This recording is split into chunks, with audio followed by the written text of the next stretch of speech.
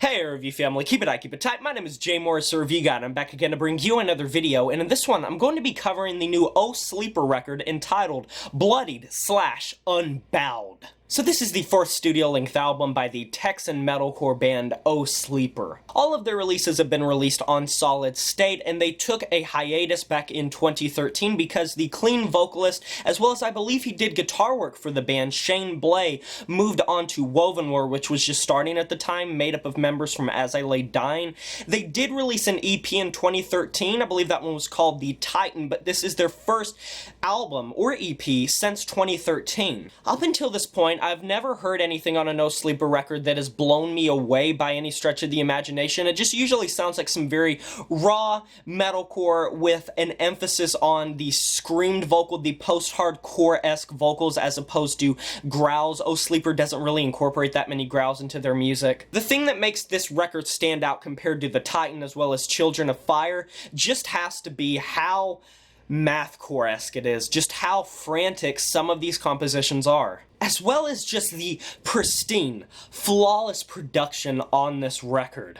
Oh Sleeper has not been unfamiliar to any of the things I've mentioned, whether it be some weird time signatures and some frantic, chaotic styles in their music, as well as some decent production. I think this is the most clear and the most pristine their production has ever been on any of their releases up until this point, and I think it helps the band flesh out their sound a little bit on this record, even if some of the things can blend together. Some of these melodies and harmonies just sound great. The drums sound amazing on this record from an audibility standpoint as well as a playing standpoint, simple but effective. But the real standout on this record has to be the vocals. They just sound so empowered. They sound so full of vigor and emotion roaring over these roaring instrumentals. Now, Oh Sleeper is known for having Christian themes in their music, although a lot of times they don't directly present them in every single song.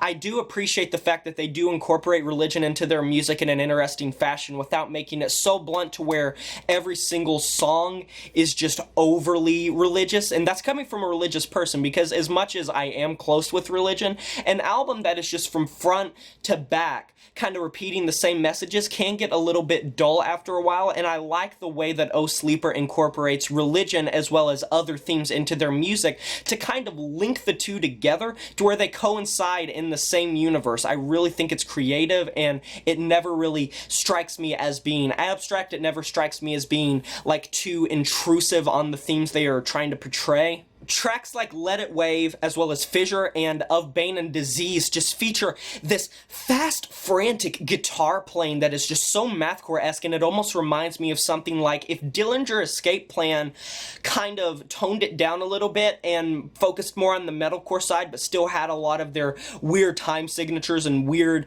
just chaotic, frenzied playing. While a track like Two Ships, despite its long length, is very interesting. It's kind of like a ballad, takes on a very smooth, soft feel for the first half, and the vocals really complement it in a sweet way, but then it picks up the aggression near the latter half of the track, and it doesn't feel forced. That's one issue some metalcore bands, especially contemporary metalcore and post-hardcore bands, will have, and that is where they'll just soar into choruses that don't make sense when you have aggression, or vice versa, where they'll go from aggression to clean. I think they find a nice balance on this track. Overall, this is the first Oh Sleeper record that I've 100% gotten behind. I will say it's not blowing me away by any stretch of the imagination, but the performances are just so stellar that it's hard to turn your head away when you're listening to it.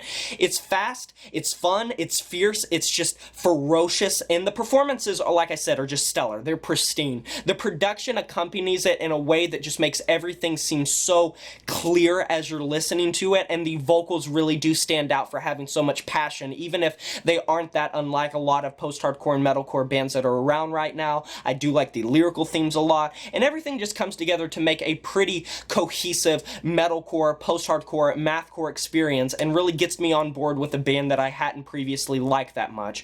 Now, I will say that the production might be a little off-putting to some people, because I know a lot of people don't like metalcore to be super overly produced. For the most part, I don't think there's that many points on the record that feel just so overly produced overproduced, overmodulated, over-equalized, that it just feels very, very lifeless and like there's just no emotion left in it. These do feel like organic instruments and an organic vocal performance. The production job was very well done. But even if it isn't the most innovative metalcore album that I've heard this year or even in the past few years, it's still a fun listen and I highly recommend it. I'll be giving this record a 7.5 out of 10. And that is a wrap. Please stay for the end screen on links to videos that you might be interested in. Have you heard this new Oh Sleeper record? If you have, let me know in the comment section below what you thought of it. I'd love to discuss the record with you. Like this video if you enjoyed it, subscribe if you're new to the channel, and smash that notification bell to be notified of my future uploads. My name is Jay Morris, the Review Guy, and I'm signing off saying farewell.